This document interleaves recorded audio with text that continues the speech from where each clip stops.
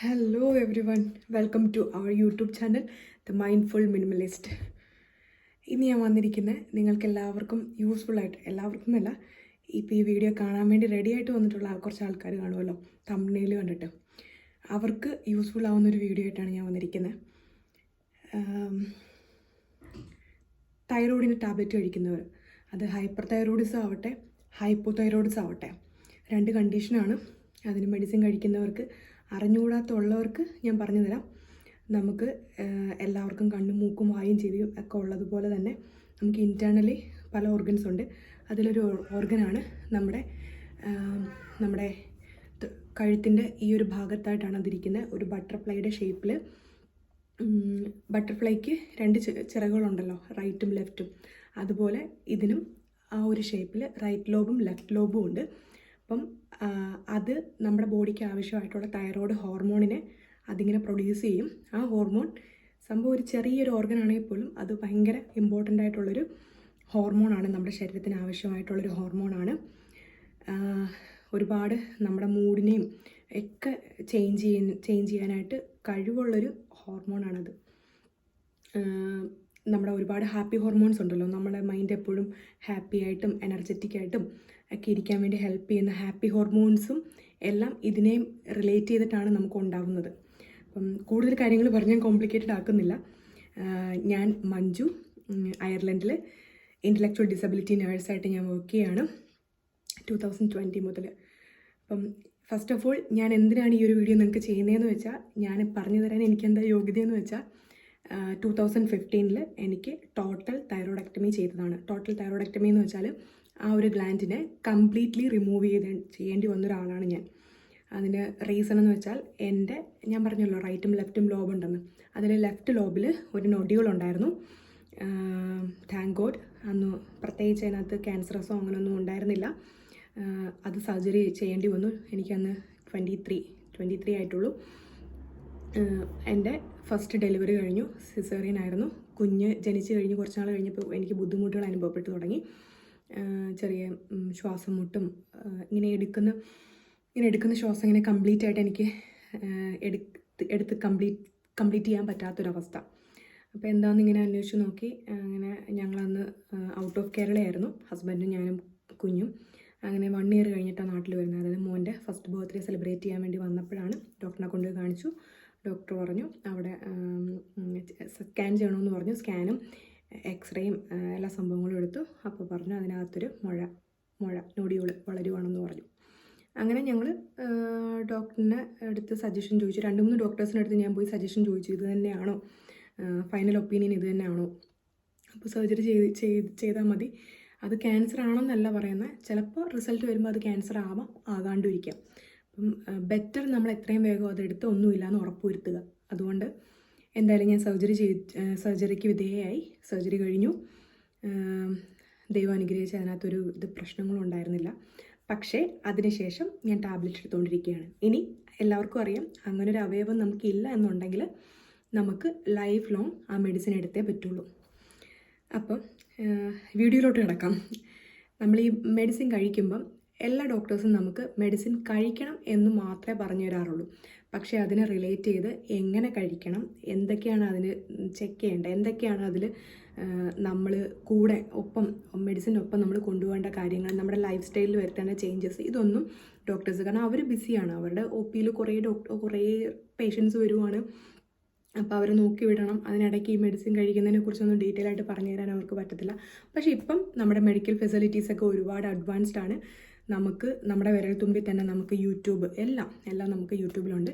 അപ്പം നിങ്ങൾ ഒരുപാട് വീഡിയോസ് കണ്ടിട്ടുണ്ടാവും. എനിവേ ഞാൻ പറയാൻ പോകുന്നത് എൻ്റെ അനുഭവത്തിൽ നിന്നാണ്. ആ ഒരു 2015 മുതൽ ഞാൻ പിന്നെ ഞാൻ നേഴ്സ് ആയതുകൊണ്ട് തന്നെ കുറച്ചൊക്കെ പഠിച്ചിട്ടുള്ളത് കൊണ്ട് തന്നെ അതും കൂടുതൽ എന്നെ ഹെൽപ്പ് ചെയ്തിട്ടുണ്ട്. അപ്പോൾ അതെല്ലാം കൂടെ ചേർത്തിട്ട് നിങ്ങൾക്ക് ഞാൻ പറഞ്ഞുതരാൻ പോവുകയാണ്. ഇനി എളുപ്പം നമുക്ക് വീഡിയോയിലോട്ട് കിടക്കാം. ഒന്നാമത്തെ കാര്യം, നമ്മൾ ഈ മെഡിസിൻ എടുക്കുമ്പോൾ ശ്രദ്ധിക്കേണ്ട കാര്യം, നമ്മൾ ഏർലി മോർണിംഗ് എടുക്കാൻ ശ്രമിക്കുക. കാരണം വെച്ചാൽ നമ്മൾ ഈ ടാബ്ലറ്റ് നമ്മൾ എടുത്തു കഴിഞ്ഞ് ഒരു 2 മണിക്കൂറെങ്കിലും കഴിഞ്ഞതിന് ശേഷം മാത്രമേ നമ്മൾ ബ്രേക്ക്ഫാസ്റ്റ് കഴിക്കാൻ പാടുള്ളൂ. കാരണം വെച്ചാൽ ഈ ടാബ്ലറ്റ് നമ്മുടെ ഉള്ളിൽ ചെന്ന് സ്റ്റൊമക്കിൽ ചെന്ന് അവിടെ ചെന്നതിൻ്റെ അബ്സോർപ്ഷൻ നടന്ന് കറക്റ്റായിട്ട് നമുക്ക് ആ മെഡിസിൻ കഴിച്ചതിൻ്റെ ഗുണം നമ്മുടെ ശരീരത്തിൽ കിട്ടണം എന്നുണ്ടെങ്കിൽ നമ്മൾ അതിനുള്ള റെസ്റ്റിംഗ് പീരീഡ് കൊടുക്കണം. അതായത് ഈ ടാബ്ലറ്റ് എടുത്തിട്ട് 2 hours എങ്കിലും കഴിഞ്ഞിട്ട് നമ്മൾ വെള്ളം എന്തായാലും ചായയോ കാപ്പിയോ നമ്മുടെ ബ്രേക്ക്ഫാസ്റ്റ് എന്താണെങ്കിലും കഴിക്കാൻ പാടുള്ളൂ. അപ്പം ഞാൻ ചെയ്യുന്നതെന്ന് വെച്ചാൽ, ഞാൻ നേഴ്സാണ്, എനിക്ക് രാവിലെ 8 മണിക്ക് ഡ്യൂട്ടിക്ക് പോകണം എന്നുണ്ടെങ്കിൽ ഞാൻ ഇവിടെ നിന്ന് ഒരു 7:30 ഡ്രൈവ് ചെയ്യണം, 7:30 സ്റ്റാർട്ട് ചെയ്യണം. അപ്പം ഞാൻ എന്താ ചെയ്യുന്നത് വെച്ചാൽ, ഞാനൊരു 5 മണിക്ക് അലാം വയ്ക്കും. അലാം വെച്ചിട്ട് എൻ്റെ ബെഡ് സൈഡിൽ തന്നെ ഞാൻ മെഡിസിൻ എടുത്ത് വയ്ക്കും. എന്നിട്ട് ആ അലാം അടിക്കുന്ന പാട് ഞാനൊന്ന് വാഷ്റൂമിൽ പോയി നമ്മൾ ഒന്ന് വായൊക്കെ ഒന്ന് കഴുകിയിട്ട് വന്നിട്ട് ഞാൻ ആ ടാബ്ലറ്റ് എടുത്ത് കഴിക്കും. ബ്രഷ് ഒന്നും ചെയ്യാൻ വേണ്ടി വെയിറ്റ് ചെയ്തില്ല, കാരണം ഞാൻ വീണ്ടും ബ്രെഡിലോട്ട് തന്നെ കിടക്കാൻ പോകും, മനസ്സിലായോ? അതായത് ഞാൻ യൂഷ്വലി എഴുന്നേൽക്കുന്ന 7 മണിക്കാണ്. ഈ 7 മണിക്ക് എഴുന്നേറ്റ് വന്ന് ഞാൻ ടാബ്ലറ്റ് എടുത്തിട്ട് പിന്നെ ഒരു 6:30 എന്തെങ്കിലും ഞാൻ കഴിച്ചിട്ടാണ് ഡ്യൂട്ടിക്ക് പോകുന്നത്. കാരണം അവിടെ ചെന്ന് ഞാൻ ബിസി ആയിരിക്കും. ബ്രേക്ക്ഫാസ്റ്റ് കഴിക്കാൻ ചിലപ്പോൾ 11-12 മണിയൊക്കെ ആവും.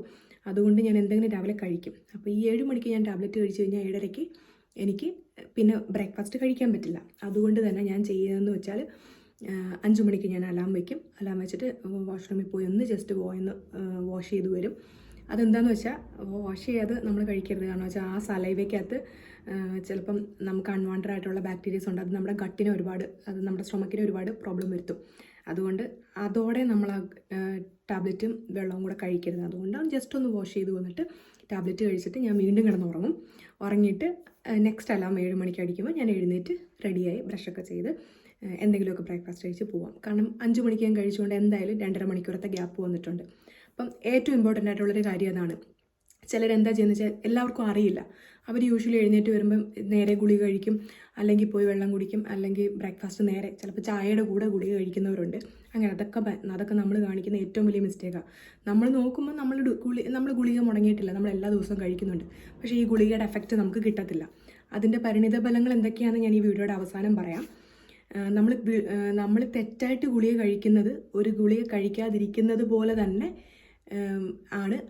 അങ്ങനെ നമ്മൾ കാൽക്കുലേറ്റ് ചെയ്താൽ മതി, മനസ്സിലായോ?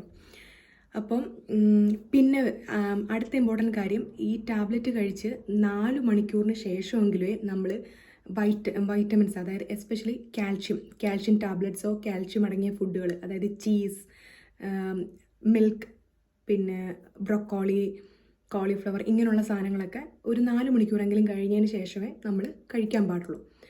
അപ്പം ഏറ്റവും ബെസ്റ്റ് ഒരു കാര്യം, നമ്മൾ ടൈം കാൽക്കുലേറ്റ് ചെയ്ത് നേരത്തെ അലാം വെച്ച് ഗുളിക കഴിച്ചിട്ട് വീണ്ടും നമുക്ക് കിടന്നുറങ്ങിയിട്ട് യൂഷ്വലി എഴുന്നേറ്റ് വരുന്ന പോലെ നമുക്കൊരു ഡേ സ്റ്റാർട്ട് ചെയ്യുന്നതാണ് ഏറ്റവും ബെറ്റർ. അതൊന്നാമത്തെ കാര്യം. ഇനി രണ്ടാമത് നമ്മൾ ശ്രദ്ധിക്കേണ്ട കാര്യം എന്ന് വെച്ചാൽ, നന്നായിട്ട് വെള്ളം കുടിക്കുക.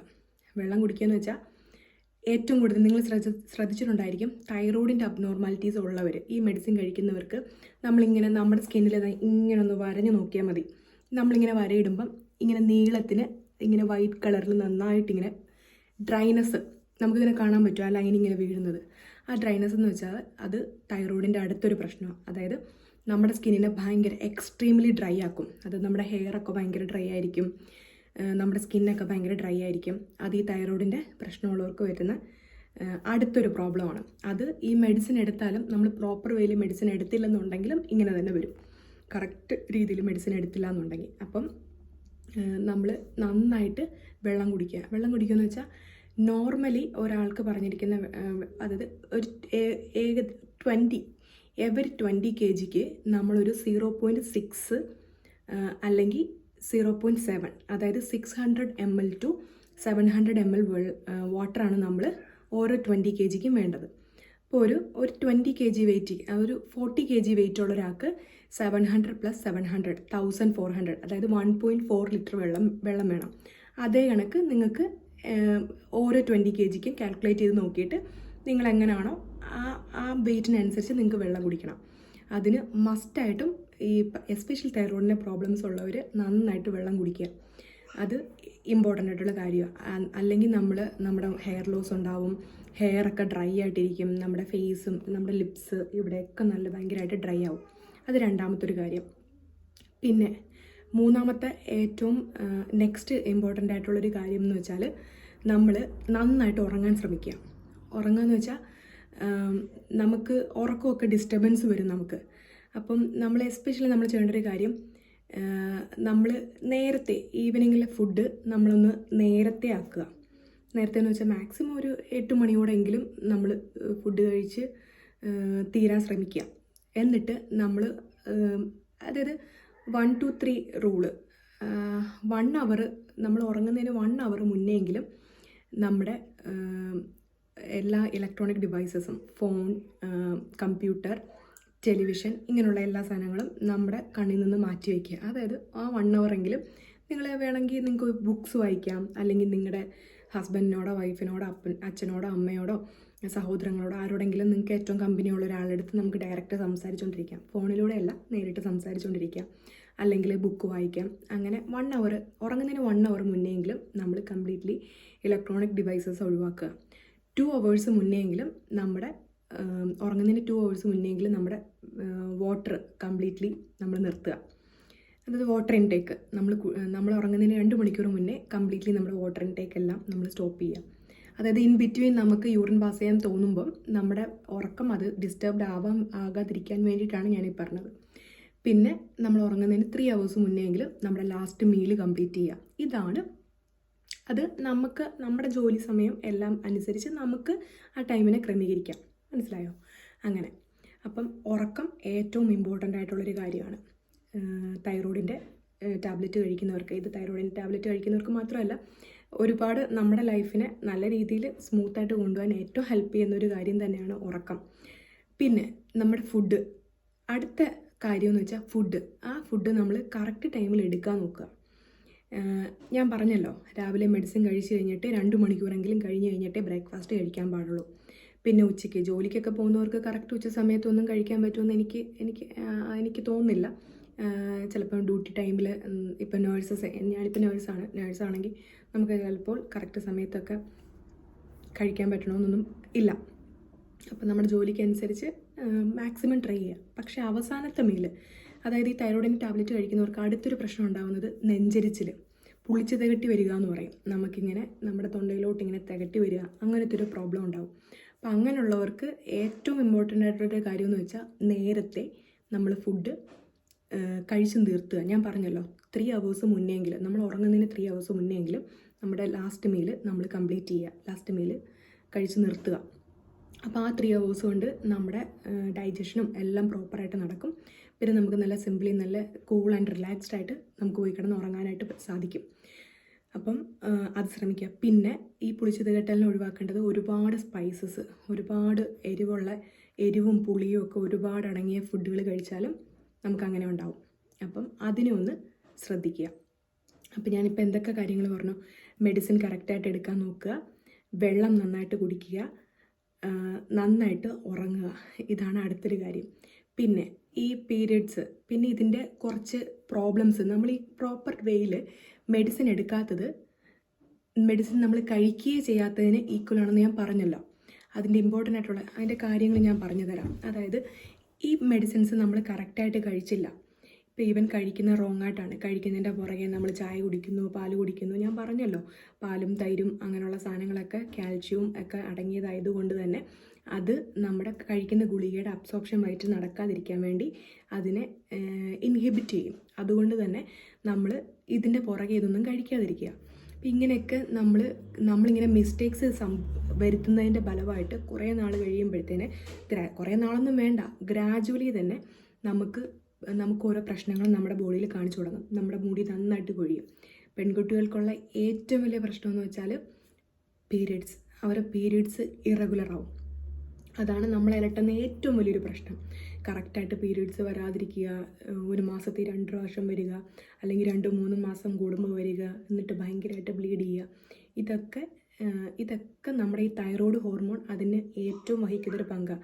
ഇപ്പോൾ ഏറെക്കുറെ ഒരു വന്ധ്യതയുടെ പ്രശ്നം കൊണ്ടോ അല്ലെങ്കിൽ തൈറോയിഡിൻ്റെ പീരിയഡ്സിൻ്റെ അബ്നോർമാലിറ്റീസ് കൊണ്ടോ നമ്മൾ ചെല്ലുമ്പോൾ ഡോക്ടേഴ്സ് ഫസ്റ്റ് തന്നെ നമ്മളെ ചെക്ക് ചെയ്യിക്കുന്ന കുറച്ച് കാര്യങ്ങളാണ്. നമുക്ക് തൈറോയ്ഡ് ഉണ്ടോ എന്ന് നോക്കും, PCOD ഉണ്ടോ എന്ന് നോക്കും. അപ്പോൾ അപ്പോഴെല്ലാം നമുക്ക് കാണാൻ പറ്റുന്നൊരു കാര്യം നമ്മുടെ തൈറോയ്ഡ് ഹോർമോണിൻ്റെ അബ്നോർമാലിറ്റിയാണ്. അത് ചിലപ്പോൾ നമ്മൾ പറയും, ഞാൻ മെഡിസിനൊക്കെ എടുക്കുന്നുണ്ടല്ലോ, എന്നിട്ടും എന്താ എനിക്കിങ്ങനെ? മെഡിസിൻ എടുക്കുന്നത് പ്രോപ്പർലി അല്ലെന്നുണ്ടെങ്കിൽ ഇങ്ങനെയൊക്കെ സംഭവിക്കും. പിന്നെ അടുത്തൊരു കാര്യമെന്ന് വെച്ചാൽ, നമുക്ക് എക്സസൈസ് നന്നായിട്ട് ചെയ്യണം. നന്നായിട്ടെന്ന് വെച്ചാൽ ഒരു വീക്കിലി 3 ഡേയ്സ് എങ്കിലും നമ്മൾ വേർക്കുന്ന രീതിയിൽ ഒരു 30 മിനിറ്റ്സ്, ഒരു 45 മിനിറ്റ്സ് നമ്മൾ എക്സസൈസ് ചെയ്യാൻ ശ്രമിക്കുക. ഈ എക്സസൈസ് ചെയ്യണമെന്ന് പറയുന്നതിൻ്റെ കാര്യം, ഈ തൈറോയിഡിൻ്റെ അബ്നോർമാലിറ്റീസ് ഉള്ളവർക്ക് ബോഡിയിലെ മെറ്റബോളിസം കറക്റ്റായിട്ട് നടക്കത്തില്ല. അപ്പോൾ ഈ ഹൈപ്പോ അതൊക്കെ ഞാൻ പണ്ട് പഠിച്ചെങ്കിലും ഞാൻ കുറേ കാര്യങ്ങളൊക്കെ മറന്നുപോയി. ഞാൻ പറഞ്ഞല്ലോ, എൻ്റെ അനുഭവത്തിൽ നിന്നാണ് ഞാൻ ഓരോ കാര്യങ്ങൾ പറഞ്ഞു തരുന്നതെന്ന് ഞാൻ പറഞ്ഞല്ലോ. അതുകൊണ്ട് ഹൈപ്പറും ചിലപ്പോൾ എനിക്ക് തിരിഞ്ഞു പോകും. പക്ഷേ എങ്ങനെ ഇരുന്നാലും ഹൈപ്പോ ആണെങ്കിലാണ് നമ്മൾ ഭയങ്കരമായിട്ട് വണ്ണം വെച്ച് വരുന്നത്. ഹൈപ്പർ ആണെന്നുണ്ടെങ്കിൽ നമ്മൾ നന്നായിട്ട് മെലിഞ്ഞു വരും. അങ്ങനത്തെ ഒരു അവസ്ഥ. ഈ വണ്ണം വയ്ക്കുന്നവർക്കുള്ള ഒരു കാര്യമെന്ന് വെച്ചാൽ, നമ്മൾ കഴിക്കുന്ന ഫുഡ് ചിലപ്പോൾ നമ്മൾ കുറച്ചേ ക്വാണ്ടിറ്റിയിൽ കഴിക്കുന്നുണ്ടായിരിക്കുള്ളൂ, എന്നിട്ടും നമ്മൾ വണ്ണം വെച്ച് വരുന്നു എന്ന് നമ്മൾ കംപ്ലൈൻറ്റ് പറയും. അതിൻ്റെ കാരണം വെച്ചാൽ, നമ്മൾ കഴിക്കുന്ന ഫുഡ് ഈ തൈറോയിഡിൻ്റെ ഹോർമോൺ കറക്റ്റായിട്ട് നമ്മുടെ ശരീരത്തിൽ ഇല്ല എന്നുണ്ടെങ്കിൽ എന്താ കഴിക്കുകയെന്ന് വെച്ചാൽ, നമ്മൾ കഴിക്കുന്ന ഫുഡിൻ്റെ മെറ്റബോളിസം എന്ന് പറഞ്ഞാൽ, സിമ്പിളായിട്ട് പറഞ്ഞാൽ, നമ്മൾ കഴിക്കുന്ന ഫുഡിൻ്റെ ആ എനർജി ഫുള്ള് നമ്മുടെ ബോഡിയെ ഹീറ്റ് ചെയ്യിപ്പിക്കാനും നമ്മുടെ ശരീരത്തിലെ ന്യൂട്രിയൻസ്, ഓരോ അവയവങ്ങൾക്കും വേണ്ടിയിട്ടുള്ള ഈ ന്യൂട്രിയൻസ് എല്ലാം യൂട്ടിലൈസ് ചെയ്യും, ബോഡിക്ക് വേണ്ടിയിട്ട് യൂട്ടിലൈസ് ചെയ്യും. അപ്പം ഈ ആ ഒരു പ്രവൃത്തിനെയാണ് നമ്മൾ മെറ്റബോളിസം എന്ന് പറയുന്നത്. ഈ മെറ്റബോളിസത്തിന് നടക്കാൻ സമ്മതിക്കാതിരിക്കുമ്പോൾ എന്ത് ചെയ്യും? ബോഡിക്ക് എനർജി ആയിട്ട് അത് യൂട്ടിലൈസ് ചെയ്യത്തില്ല, പകരം ഫാറ്റായിട്ട് ബോഡിയിൽ ഡെപ്പോസിറ്റ് ചെയ്ത് വയ്ക്കും. അപ്പോഴാണ് നമ്മളിങ്ങനെ വീർത്ത് വരുന്നത്. അപ്പം നമ്മുടെ ബോഡിയിലെ ഫാറ്റ് ഇങ്ങനെ കൂടി വരും. അതാണ് നമ്മൾ വെയിറ്റ് ഗെയിൻ വരുന്നതിൻ്റെ ഒരു കാര്യം. അപ്പം ആ മെറ്റബോളിസത്തിനെ നമുക്ക് ഇൻക്രീസ് ചെയ്യിപ്പിക്കാൻ വേണ്ടി പറ്റുന്ന ഏറ്റവും നല്ലൊരു ഘടകമാണ് നമ്മൾ എക്സസൈസ് ചെയ്യുക എന്നുള്ളത്. നമ്മൾ പ്രോപ്പർലി എക്സസൈസ് ചെയ്യുമ്പോഴത്തേന് വീക്ക്ലി ഒരു 3 days എങ്കിലും നമ്മൾ എക്സസൈസ് ചെയ്യുമ്പോഴേക്ക് നമ്മുടെ ഈ മെറ്റബോളിസത്തിനെ അത് ഇൻക്രീസ് ചെയ്യും. അതായത് ഞാൻ പറഞ്ഞ പോലെ ആ ഫാറ്റിനെ നമ്മുടെ ബോഡിയിൽ ഡെപ്പോസിറ്റ് ചെയ്ത് വെക്കാതെ അത് ആവശ്യമുള്ള ഊർജ്ജമായിട്ട് നമ്മളത് യൂട്ടിലൈസ് ചെയ്യും. അല്ലെങ്കിൽ കണ്ടിട്ടില്ലേ, ചിലർ പറയും ഭയങ്കര വണ്ണവും ഒക്കെ ഉണ്ട്, പക്ഷെ ആൾക്ക് തീരെ എനർജി ഇല്ല, കാറ്റടിച്ചാൽ വീഴും എന്ന് പറയുന്നതിൻ്റെ കാര്യം ഇത് തന്നെയാണ്. ആ കഴിക്കുന്ന ഫുഡ് അത് എനർജി നമ്മുടെ ശരീരം യൂട്ടിലൈസ് ചെയ്യുന്നില്ല, പകരം ഫാറ്റായിട്ട് ഡെപ്പോസിറ്റ് ചെയ്ത് വെക്കുന്നു. അതാണ് അടുത്തൊരു കാര്യം, നമ്മൾ എക്സസൈസ് ചെയ്യാൻ ശ്രമിക്കുക. പിന്നെ നമുക്ക് ഒരുപാട് മൂഡ് സ്വിങ്സ് ഉണ്ടാവും. എസ്പെഷ്യലി പെണ്ണുങ്ങൾക്കാണെന്നുണ്ടെങ്കിൽ പീരിയഡ്സിന് മുന്നേ ആയിട്ട്, പീരിയഡ്സിൻ്റെ 2 ദിവസം മുന്നെയോ അല്ലെങ്കിൽ പീരിയഡ്സിൻ്റെ ഫസ്റ്റ് ഡേയും സെക്കൻഡ് ഡേയും ആയിട്ടൊക്കെ ഭയങ്കര മൂഡ് സ്വിങ്സ് ആയിരിക്കും. ഇതൊക്കെ ഞാൻ പറയാൻ കാര്യം, ഇതിലൂടെയൊക്കെ കടന്നുപോയിട്ടുള്ളൊരു വ്യക്തിയാണ് ഞാൻ. അതുകൊണ്ടാണ് കറക്റ്റായിട്ട് എനിക്കിതൊക്കെ മനസ്സിലാവുന്നതും ഒരാൾക്ക് ഉപകാരപ്പെടുന്നുണ്ടെങ്കിൽ ഞാൻ പറഞ്ഞു തരുന്നതും അതുകൊണ്ടാണ് കേട്ടോ. എനിക്ക് പീരിയഡ്സിൻ്റെ 2 ദിവസം മുന്നെയോ പീരിയഡ്സിൻ്റെ ഫസ്റ്റ് എനിക്കറിയാൻ പറ്റും. സാധാരണ എല്ലാവരും പറയും ചിലർക്ക് പീരിയഡ്സ് അറിയാൻ പോകുന്നത്, ചിലർ ഡേറ്റ് നോക്കി വയ്ക്കും. ഓഫ് കോഴ്സ് ഞാനും ഡേറ്റൊക്കെ നോക്കി വയ്ക്കാറുണ്ട്. പക്ഷേ എനിക്ക് പീരിയഡ്സിൻ്റെ 2 ദിവസം മുമ്പേ എനിക്ക് കറക്റ്റായിട്ട് അറിയാൻ പറ്റും. കാരണം വെച്ചാൽ എനിക്ക് ഫീൽ ചെയ്യുന്നൊരു കാര്യം, എനിക്ക് ഒരു റീസണും ഇല്ലാണ്ട് എനിക്ക് വിഷമം വരും. ഞാൻ ഇങ്ങനെ ചിന്തിക്കും, അതുവരെ ഞാൻ ഭയങ്കര ഹാപ്പി ആയിരിക്കും. പക്ഷേ ഈ പെട്ടെന്ന് എനിക്ക് ഒരു റീസൺ ഇല്ലാതെ എനിക്ക് സങ്കടം വരും, ചിലപ്പോൾ വിഷമം വരും. ഉള്ളിനുള്ളിൽ എനിക്കെന്തോ ഇനിയും ചെയ്യാനുണ്ടല്ലോ, ഞാൻ എന്തൊക്കെയോ കാര്യങ്ങൾ ചെയ്യാണ്ടിരിക്കുകയാണല്ലോ എന്നൊക്കെ ഒരു മൈൻഡ്, നമ്മൾ ഹാപ്പി അല്ല, മൈൻഡ് ഫുള്ളല്ല. ഞാൻ ഫീലിംഗ് ഫുൾനെസ് എന്ന് പറയത്തില്ലേ, ഫുൾനെസ് എന്ന് വെച്ചാൽ ഞാൻ വയറ് ഫുള്ളാണെന്നല്ല, മൈൻഡ് ഫുള്ളാണെന്നൊരു ഫീൽ നമുക്ക് വരത്തില്ലേ. ആ ഒരു ഫീലിംഗ് നമുക്ക് നഷ്ടപ്പെടുന്നതായിട്ട് എനിക്ക് ഫീൽ ചെയ്യാറുണ്ട് 2 ദിവസം മുന്നേ. അതെന്ന് വെച്ചാൽ അപ്പം ഞാൻ ചിന്തിക്കും, എനിക്ക് പീരിയഡ്സ് വരാറായി എന്നെനിക്ക് മനസ്സിലാവും. അപ്പം ഈ തൈറോയിഡും കൂടെ ഇതിന് കൂടെയായിട്ടുണ്ടെന്നുണ്ടെങ്കിൽ, ഞാൻ പറഞ്ഞല്ലോ അതൊരു ഹോർമോണിൻ്റെ പ്രോബ്ലം തന്നെയാണ് എന്ന് ഞാൻ പറഞ്ഞല്ലോ. അപ്പോൾ അതുകൊണ്ട് തന്നെ നമുക്ക് മൂഡ് സ്വിങ്സ് ഭയങ്കരമായിട്ട് വരാൻ ചാൻസ് ഉണ്ട്. അപ്പം എസ്പെഷ്യലി ചെറിയ കാര്യങ്ങൾക്ക് പോലും നമ്മൾ ഭയങ്കരമായിട്ട് ദേഷ്യപ്പെടും, ചെറിയ കാര്യങ്ങൾക്ക് പോലും നമ്മൾ വഴക്കിടും, ചെറിയ കാര്യങ്ങൾക്ക് പോലും കരയും. അങ്ങനെയൊക്കെ ഉള്ള നമുക്ക് ബുദ്ധിമുട്ടുകൾ വരും. അപ്പം നമ്മൾ ഈ മെഡിസിൻ പ്രോപ്പർലി എടുക്കുകയാണെന്നുണ്ടെങ്കിൽ നമുക്ക് ഇങ്ങനെയുള്ള കാര്യങ്ങളൊക്കെ കുറയ്ക്കാൻ പറ്റും. എന്നാലും നോർമലായിട്ടുള്ള ആളുകൾക്കും പീരിയഡ്സിൻ്റെ സമയത്ത് മൂഡ് സ്വിങ്സ് വരാം. പക്ഷേ അതിൻ്റെ കൂടെ തൈറോയിഡും കൂടെ ഉണ്ടെങ്കിൽ അത് ഭയങ്കര കൂടുതലായിരിക്കും, എക്സ്ട്രീം ആയിരിക്കും. ഡിപ്രഷൻ എന്നൊന്നും പറയാൻ പറ്റത്തില്ല. ഡിപ്രഷനൊക്കെ അത് വലിയ കാര്യങ്ങളായി പോകും. നമ്മളതൊന്നും പറയണ്ട. നമുക്ക് ഡിപ്രഷനല്ല വരുന്നത്, മൂഡ് സ്വിങ് ആണ്. അത് കുറച്ച് കഴിയുമ്പോൾ മാറുകയും ചെയ്യും. പക്ഷെ അതിന് നമ്മളൊന്ന് ഈ തൈറോയിഡും കൂടെ നമ്മൾ നോർമലാക്കി വെച്ച് കഴിഞ്ഞാൽ അതിനെ നമുക്ക് കുറയ്ക്കാൻ പറ്റും.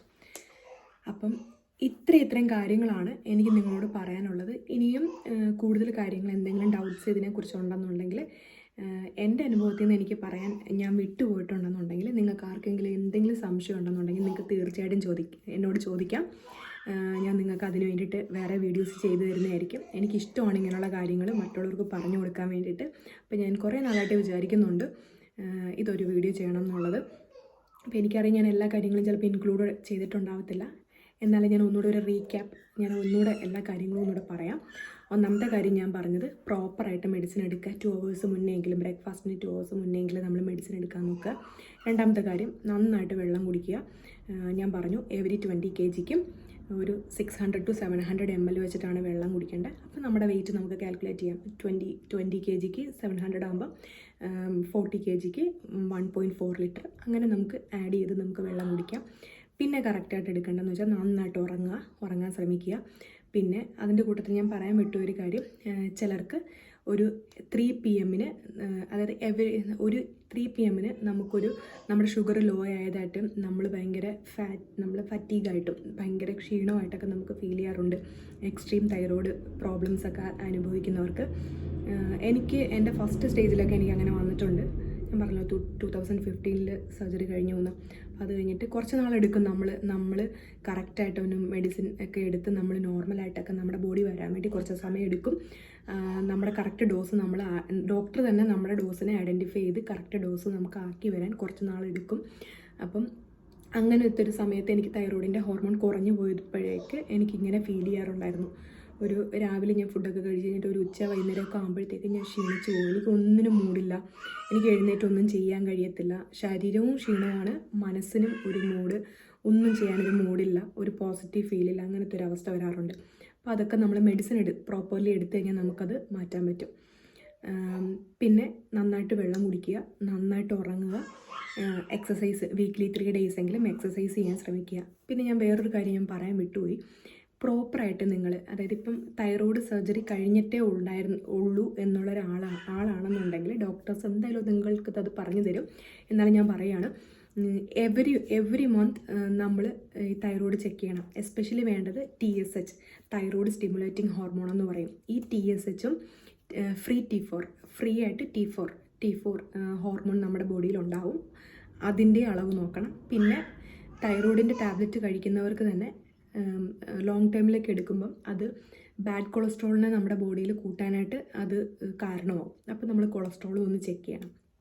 അത് ചെക്ക് ചെയ്യുന്നത് പ്രോപ്പറായിട്ട് നല്ലതായിരിക്കും. ഈ TSHും T4ഉം ഫസ്റ്റ് സർജറി കഴിഞ്ഞിട്ടുള്ള ഒരാൾ 6 മാസത്തേക്ക് എവരി മന്ത് ചെക്ക് ചെയ്യണം. എവരി മന്ത് ചെക്ക് ചെയ്ത് ഡോക്ടറിനെ പോയി കൺസൾട്ട് ചെയ്യണം. അപ്പോൾ ഡോക്ടേഴ്സിന് മനസ്സിലാവും നമ്മുടെ വെയിറ്റും ഒക്കെ അനുസരിച്ച് നമ്മുടെ എവരി മന്ത് നമ്മുടെ ഈ ഹോർമോൺ ഒന്ന് നോർമലായി വരുമ്പോൾ ചിലപ്പോൾ ഡോക്ടേഴ്സ്, എൻ്റെ അങ്ങനെ ആയിരുന്നു ഡോക്ടേഴ്സ്, അപ്പം ആവശ്യത്തിന് കൂടുതൽ വേണമെന്നുണ്ടെങ്കിൽ കൂട്ടും, അതും കൂടുതലാണെന്നുണ്ടെങ്കിൽ അത് കുറച്ചുകൂടെ കുറയ്ക്കാൻ ശ്രമിക്കും. അങ്ങനെ നമുക്ക് ഡോസും അഡ്ജസ്റ്റ് ചെയ്ത് ഡോക്ടേഴ്സ് തരും. ആ ഒരു 6 മാസം കഴിഞ്ഞ് കഴിഞ്ഞാൽ പിന്നെ എവരി 3 months നമ്മൾ ചെക്ക് ചെയ്യാം. അങ്ങനെ 3 months വീതം 6 മാസം ആകുമ്പോൾ നമ്മൾ 2 പ്രാവശ്യം വീണ്ടും ചെക്ക് ചെയ്ത് കഴിയുമ്പോൾ പിന്നെ നമുക്ക്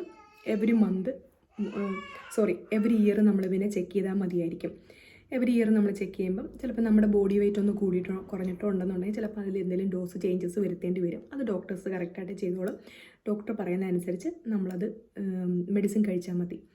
പിന്നെ ചിലർ പറഞ്ഞു ഒരു തൈറോയിഡിൻ്റെ ടാബ്ലറ്റ് ഒന്നും ലൈഫ് ലോങ് കഴിക്കേണ്ട ആവശ്യമൊന്നുമില്ല, തൈറോയിഡിൻ്റെ ഗുളിക കഴിക്കാതെ തന്നെ എല്ലാം മാറും എന്നൊക്കെ പറഞ്ഞു തരും. പക്ഷേ ഒരു കാരണവശാലും ഒരു ഡോക്ടറിൻ്റെ നിർദ്ദേശം ഇല്ലാതെ നിങ്ങൾ ഗുളിക സ്റ്റാർട്ട് ചെയ്യുകയോ ഗുളികയുടെ ഡോസ് ചേഞ്ച് ചെയ്യുകയോ ഗുളിക നിർത്തിക്കളയുകയോ ഒന്നും ചെയ്യരുത്.